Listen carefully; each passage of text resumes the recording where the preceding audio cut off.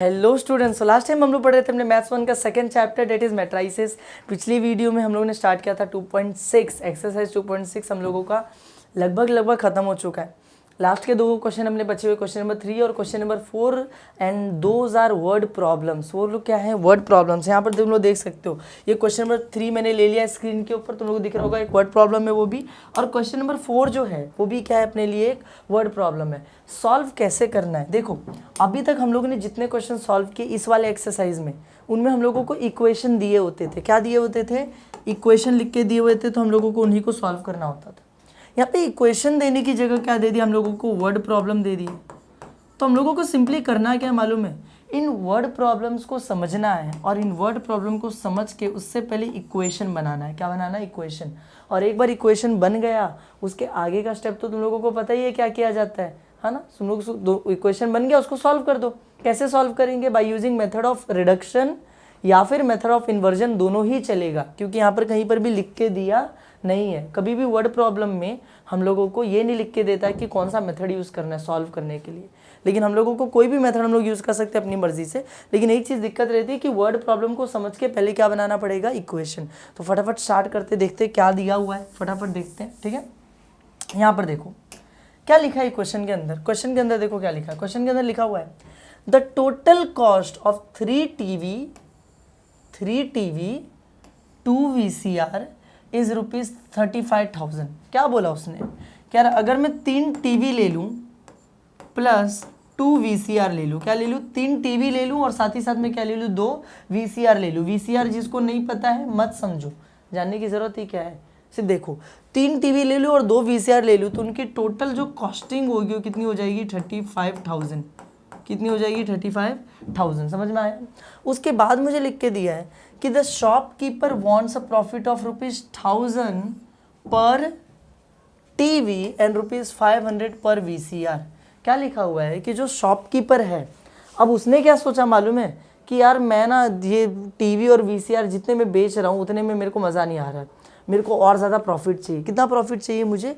₹1,000 profit चाहिए पर TV। इसका मतलब हर एक TV के लिए, देखो TV पे उसको प्रॉफिट चाहिए, TV पे उसको क्या चाहिए, प्रॉफिट चाहिए। कितने रुपीज़ का? ₹1,000 का। इसका मतलब क्या कि TV का जितना प्राइस था वो उतने में नहीं बेचेगा, वो ₹1,000 एक्स्ट्रा डाल के बेचेगा। मतलब एक्स्ट्रा डाल के मतलब ₹1,000 बढ़ा के बेचेगा। अगर 10,000 की TV है तो 11,000 में बेचेगा, ताकि 1,000 उसको प्रॉफिट हो सके।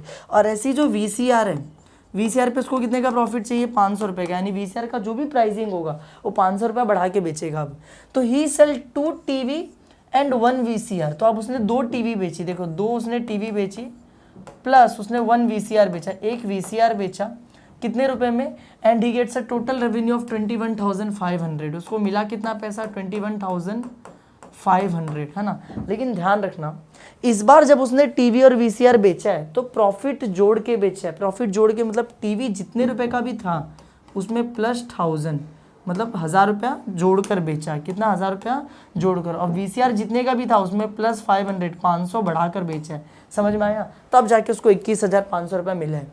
उसके आगे देखो क्या लिखा है, find the cost and selling price of TV and VCR। तो बताओ कि TV और क्या नाम है, VCR का क्या कॉस्ट प्राइस है और क्या सेलिंग प्राइस है। कॉस्ट प्राइस मतलब रियलिटी में आते कितने रुपए के हैं वो, और सेलिंग प्राइस मतलब वो जो सेलर है वो उसको बेच कितने में रहा है, शॉपकीपर कितने रुपए में बेच रहा है। तो अपने पास ये 2 कंडीशन दी गई है। पहली क्या, 3 TV और 2 VCR अगर खरीदने जाएंगे तो 35,000 की मिलती है। लेकिन अब जब शॉपकीपर बेच रहा है तो TV पे ₹1,000 बढ़ा के बेच रहा है, 2 TV बेची उसने, VCR पे ₹500 बढ़ा के 1 VCR बेचा, ₹21,500 में बेचा। ठीक है, इन दोनों जो कंडीशन है ना, इसको हम लोग कन्वर्ट करेंगे इक्वेशन के फॉर्म में। हम लोग पता लिखेंगे क्या, हम लोग लिखेंगे लेट। हम लोग क्या लिखेंगे, लेट की माना है ना, प्राइस ऑफ 1 TV, एक TV का जो प्राइस है उसको मान लिया BX रुपीज़, कि कितना रुपए, ₹B X। वो कितने रुपए का आता है, X रुपए का।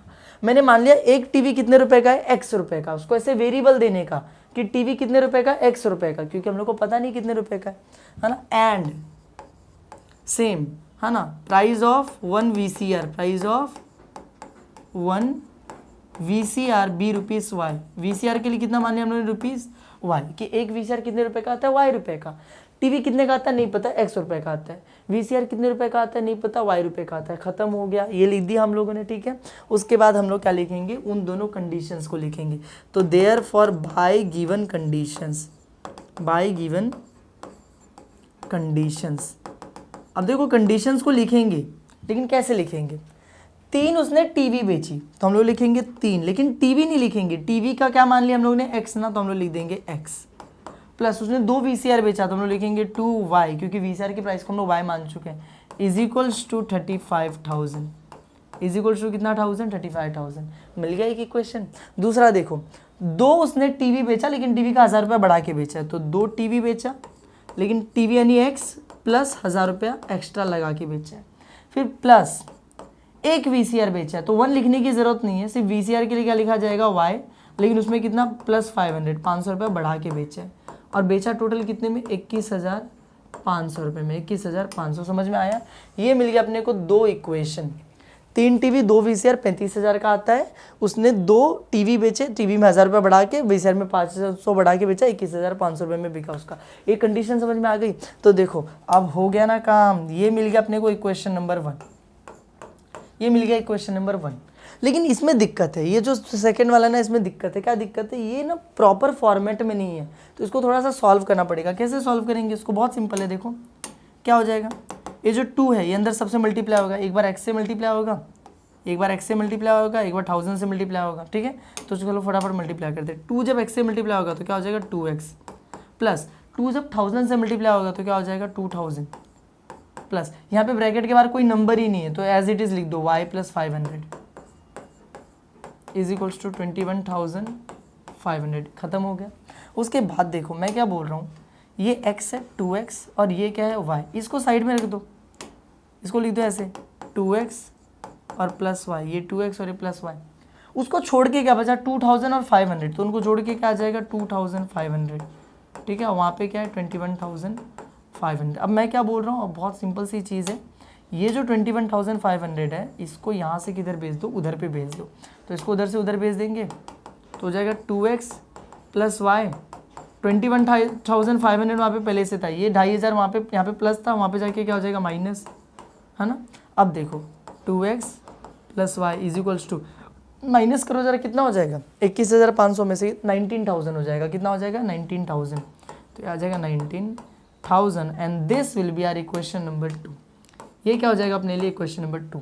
ध्यान से समझना, 2 कंडीशन दी गई थी, एक ये और एक ये बहुत सिंपल सी कंडीशन है, इसलिए इसको डायरेक्टली इक्वेशन नंबर 1 ले लिया। इधर थोड़ी सी दिक्कत थी, बहुत सारे टर्म्स थे, तो हम लोगों ने इसको थोड़ा सा सिंप्लीफाई किया, मल्टीप्लाई वगैरह कर करके और लास्ट में जब वो सिंप्लीफाई हो गया तो हमने इसको लिख दिया इक्वेशन नंबर 2। तो ये है अपना इक्वेशन नंबर 1, ये है अपना इक्वेशन नंबर 2। इन्हीं दोनों को सॉल्व करके अपने को आंसर निकालना है। क्या निकालना है, एक्स और वाई की वैल्यू निकालनी है। तो चलो इन दोनों को सॉल्व करते हैं। कैसे सॉल्व करेंगे हम लोग, देखो वैसे तो मैंने बोला मेथड ऑफ रिडक्शन भी चलेगा, मेथड ऑफ इन्वर्जन भी चलेगा। मैं हमेशा प्रीफर करता हूँ रिडक्शन मेथड, क्योंकि सबसे आसानी से उसका आंसर आता है, तो हम रिडक्शन मेथड का यूज़ करते हैं। तो यहाँ पे लिखते हैं इन मैट्रिक्स फॉर्म, मैट्रिक्स फॉर्म में लिखना पड़ेगा ना पहले, तो इन मैट्रिक्स फॉर्म, इक्वेशन आने के बाद उसको किस में लिख दिया जाता है, मैट्रिक्स फॉर्म में। तो मैट्रिक्स फॉर्म में कैसा 2x2 का मैट्रिक्स बनेगा। क्या आ जाएगा, फर्स्ट इक्वेशन और सेकंड इक्वेशन को देखो, फर्स्ट इक्वेशन किधर है, ये रहा, 3 लिखा और 2 लिखा है, तो 3 और 2। फिर सीधे सेकंड इक्वेशन को, ये रहा सेकंड इक्वेशन, 2 और 1, 2 और 1, समझ में आया। Is equals to, sorry is equals to नहीं, यहाँ पे आ जाएगा एक और x और y आ जाएगा, अब इज इक्वल्स टू। अब यहाँ पर देखो क्या आ जाएगा, इक्वेशन 1 में क्या लिखा था 35,000, तो यहाँ पे आ जाएगा 35,000। इक्वेशन 2 में क्या लिखा 19,000, तो यहाँ पे कितना आ जाएगा 19,000। सिंपल, समझ में आया तुम लोगों को इतना, 35,000 यहाँ पे 19,000। इक्वेशन 1 और 2 को देख के उसको मैट्रिक्स फॉर्म में लिख दिया। अब चलो फटाफट इस पे रिडक्शन मेथड अप्लाई करते हैं।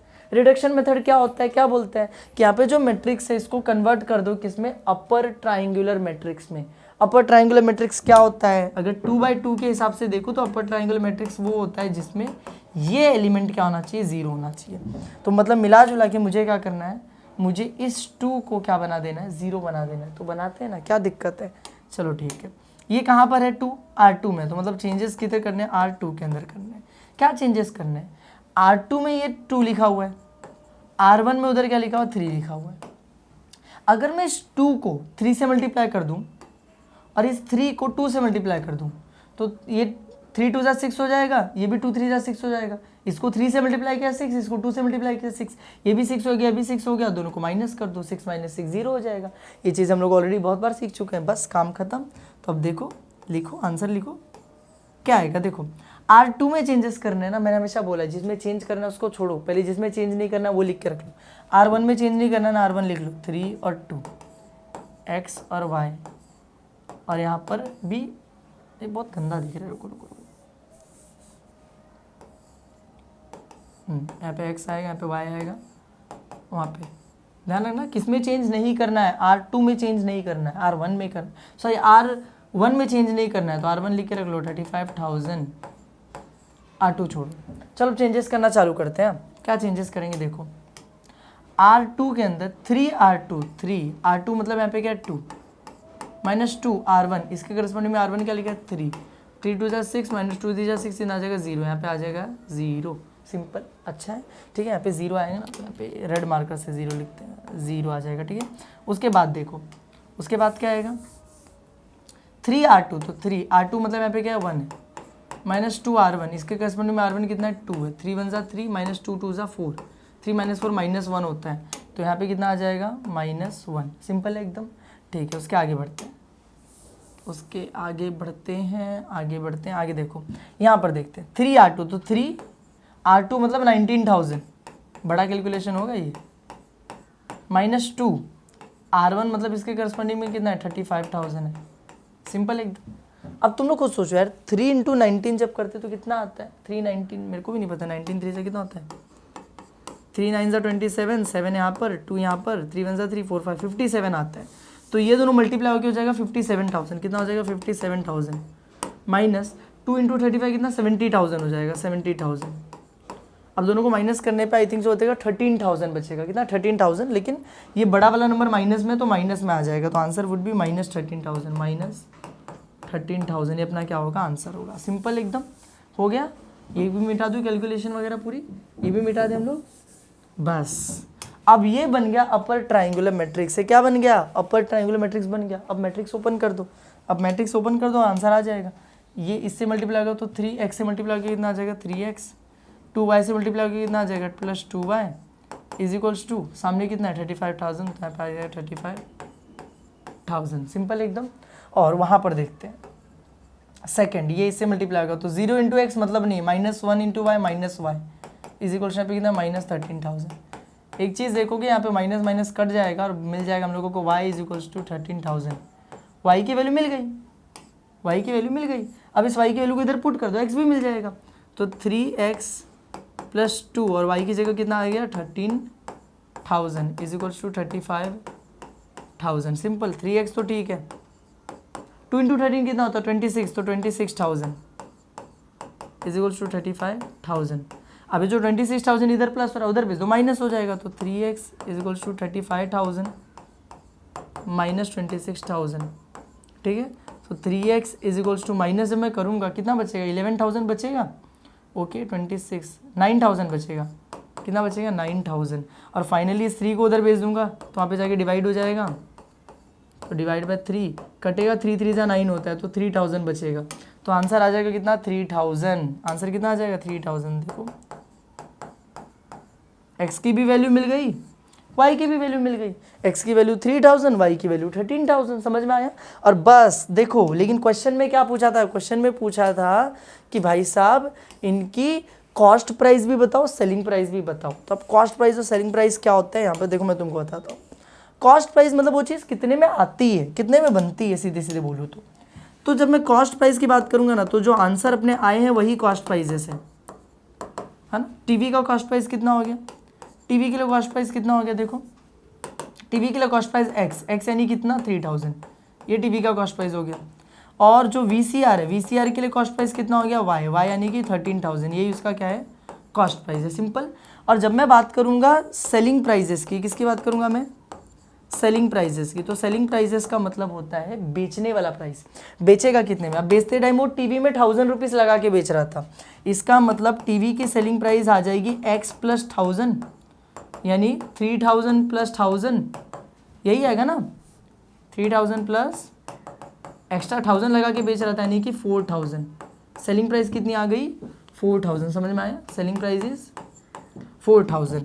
और जब मैं VCR के सेलिंग प्राइस की बात करूंगा तो 500 जोड़ के बेच रहा था, तो y प्लस 500, अब y की वैल्यू आई थी 13,000 प्लस उसमें 500 जोड़ के बेच रहा है तो कितना मिलेगा उसको 13,500 मिलेगा, सिंपल एकदम। तो ये मिल गया मेरे को सेलिंग प्राइस और cost price. Selling price cost price कितना 3,000 13,000, कॉस्ट प्राइस कितना 4,000 13,500, सिंपल, क्वेश्चन खत्म। नेक्स्ट क्वेश्चन पे चलते हैं, that is our last question of this exercise. पूरे एक्सरसाइज का लास्ट क्वेश्चन देखो क्या दिया है यहाँ पर।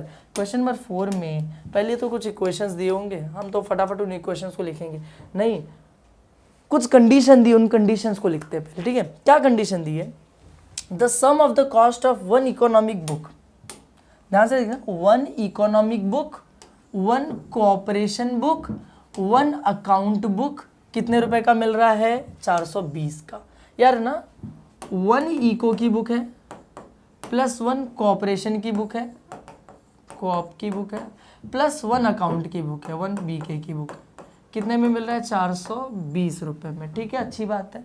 उसके आगे देखो क्या दिया हम लोगों को, इसको मिटा देते हैं, पहले कंडीशन को मिटा देते हैं, फिर आगे देखो क्या लिख के दिया हम लोगों को, total cost of an economic book, an यानी वन इकोनॉमिक बुक, तो लिख देता हूँ मैं वन इको की बुक, प्लस टू कोऑपरेशन की बुक, तो टू कोऑप की बुक, ठीक है, plus an account book, an यानी वन अकाउंट बुक, एक बीके की बुक, कितना देख रहे हैं हम लोगों को 480 रुपये का, वेरी सिंपल, ओके।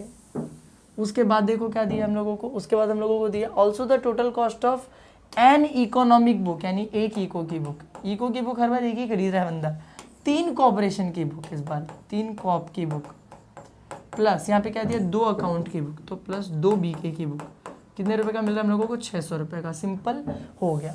अब हम लोगों को बोला find the cost of each book, simple है। देखो अलग अलग कंडीशन दी है कि कभी एक इको कभी दो इको खरीद रहा है, कभी एक कोऑप कभी दो कोऑप खरीद रहा है, कभी एक बीके कभी दो बीके खरीद रहा है, कंडीशन दे रखी है। मुझे बोला सबका प्राइस पता लगाओ, बहुत सिंपल है, पहले सबके प्राइस को XYZ मान लूंगा, तो let prices of one economic और कोऑपरेशन और साथ ही साथ में accounts book be rupees X, Y and Z respectively, X, Y and Z respectively. मैंने मान लिया इको, कोऑपरेशन और बीके की बुक का प्राइस कितना है ₹X, ₹Y और ₹Z। तो therefore by given conditions, अब हम लोग क्या लिखेंगे बाय गिवन कंडीशन से, तो और आसान है, पिछले वाले से भी आसान है, तो बस ये थोड़ा सा बड़ा बनेगा, 3/3 का है ना।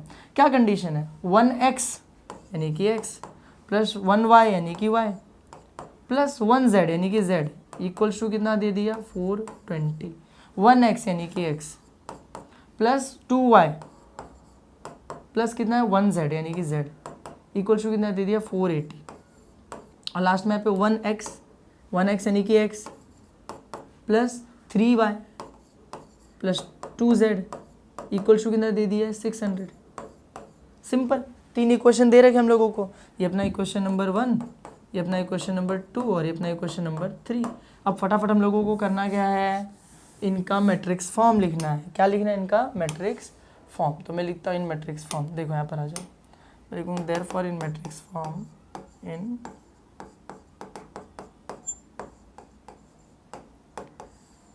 मैट्रिक्स फॉर्म 1 1 1 1 2 3 1 1 2, तो 1 1 2 सिंपल हो गया।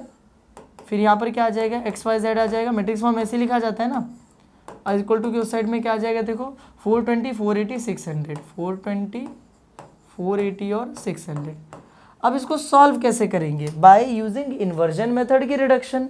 मैं हमेशा बोलता हूँ यार मेरे को सबसे बेस्ट यहाँ पे रिडक्शन मेथड ही लगता है, क्योंकि फटाफट हो जाएगा। रिडक्शन मेथड करते हैं, रिडक्शन मेथड मैं तुम लोग को पहले बता चुका हूँ।